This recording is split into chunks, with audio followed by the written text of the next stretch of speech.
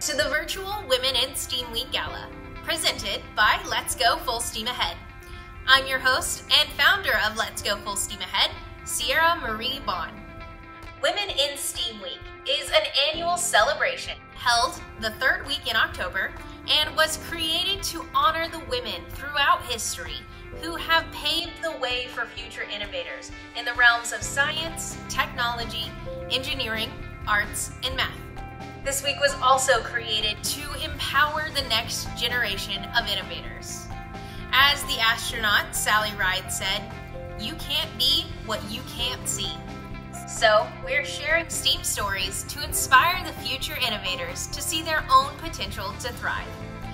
This year, we're excited to take the celebrations global as we host a virtual gala to kick off the Women in STEAM Week festivities.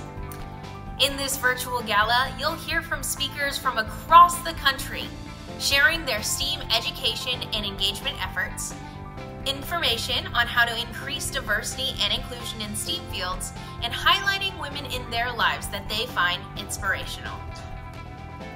Follow along with our online playlist to stream each episode of this gala, anywhere, anytime. You can learn more about Let's Go Full Steam Ahead by visiting our website, letsgofullsteamahead.com. Now, let's meet this episode's featured speaker. Good evening from the great state of Texas. My name is Madi Franquiz. I come to you tonight to share from my own personal experience how I believe we can continue to promote STEAM. I believe a pattern of discovery, cultivation, and education, when implemented in students' lives, will educate and engage the next generation to pursue science, technology, engineering, architecture, and math. I am a graduate from the University of Arkansas, holding a degree in biology with a minor in music focal performance. Currently, I am saving money to pursue my master's in microbiology and then my MD PhD. As you can hear from my introduction, I am a young woman of many different passions, but my passion has always been science. That was ignited at an early age by a desire to discover. I loved all things learning, and school was the ultimate outlet for that. Unfortunately, I struggled socially at school, which for a time stifled my curiosity. I was viciously bullied beginning in the 3rd grade until middle school. I had glasses, was one of the only Latinas in a predominantly white elementary school, and I wore tight ponytails with tracksuits instead of jeans and lip gloss, and honestly, the last one was on me. My only friends, I would say, were my mom, my dad, my sister, and Bill Nye, the science guy. As a child growing up in this type of environment, I needed purpose, something that made me feel I had value and had something to give back. I found that channel in 5th grade science fair project. That year, my science fair project was entitled, "Is a Dog's Mouth Cleaner Than a Human's Mouth?" And spoiler alert, it is, and it's gross. I planted petri dishes from swabs of humans' mouths and dogs' mouths. I watched microbes grow exponentially on the dish, and I was enthralled the moment I saw colonies under the microscope. In the end, I placed in my school science fair and qualified for the Texas State Science Fair. This was the first time I was recognized by my peers as a winner, but more importantly, this was the moment I discovered science in action.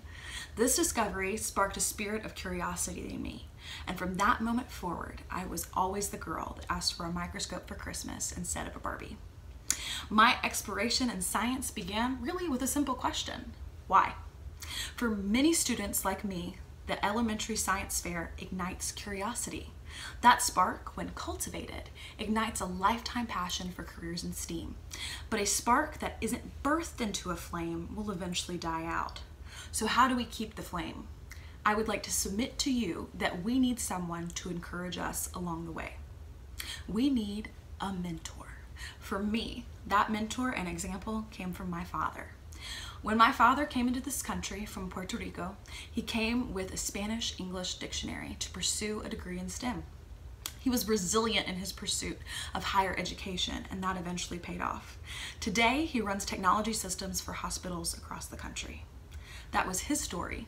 Here is mine. In all the times I have doubted myself, my father has been a consistent voice of reason.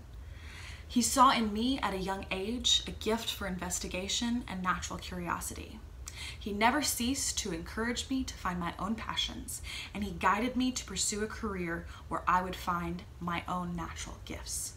His guidance ultimately led to my current pursuit, research medicine. I do not know if I would be on the trajectory that I am today without my father's steady hand.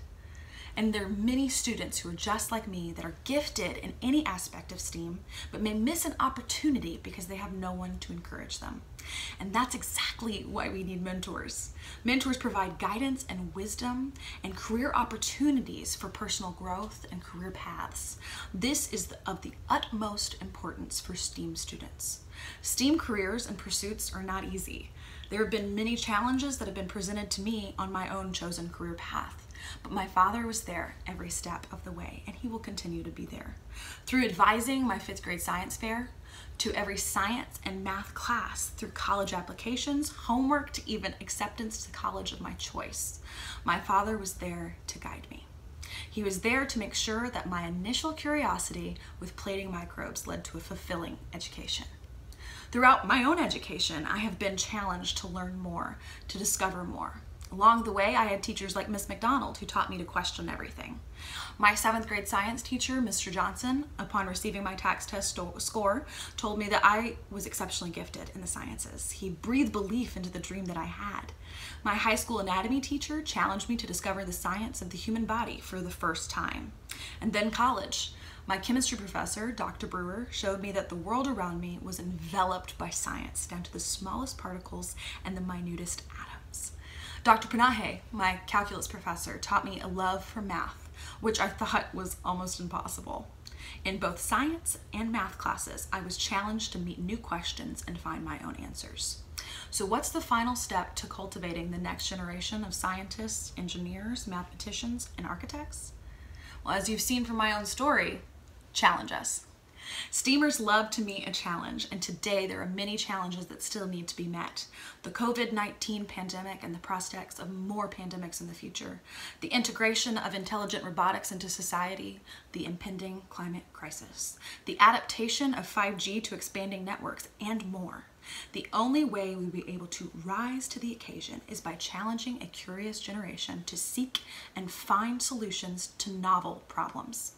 I believe this can be done throughout the process that we have discussed today. We talked about the beginning of my journey with science. I had the initial spark. I had a desire to discover, to learn, and to know the why for everything around me. But that spark could have easily been put out had it not been for my mentor and the rigor of my education. From the 4th grade to the 16th grade, the question I asked the most of my teachers was why? And their answer was always the same. Figure it out, Maddie. Look at your students. They are similar to me. Behind every why that is uttered in the classroom, every seemingly impertinent question a student may ask is the potential for a future scientist, doctor, computer technologist, engineer, or mathematician. My story is unique to me, but relevant to hundreds of thousands of young scientists across the country. Young scientists of today are curious about the world around them. Let's not squelch that curiosity. Let's cultivate it. Let's explore it. Let's encourage them to discover, cultivate that desire, and challenge them. We are educating and engaging the future of STEAM. As I and many scientists will attest today, there is not always one solution, but there will always be more room for why. Thank you for watching this episode of the virtual Women in STEAM Week Gala. Be sure to watch the other episodes in the playlist to view the full show. To learn how you can get involved with STEAM education and engagement efforts to empower the next generation of innovators, visit our website, letsgofullsteamahead.com.